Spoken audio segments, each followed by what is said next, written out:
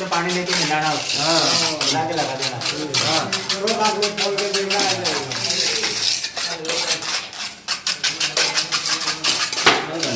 ठीक है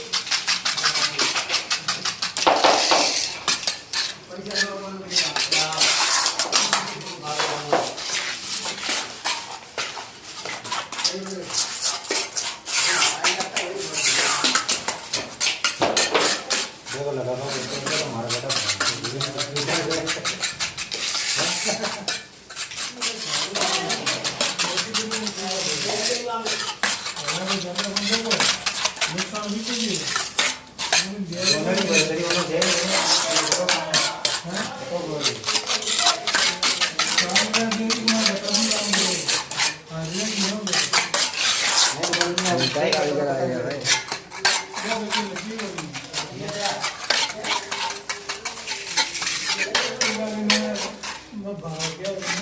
हाँ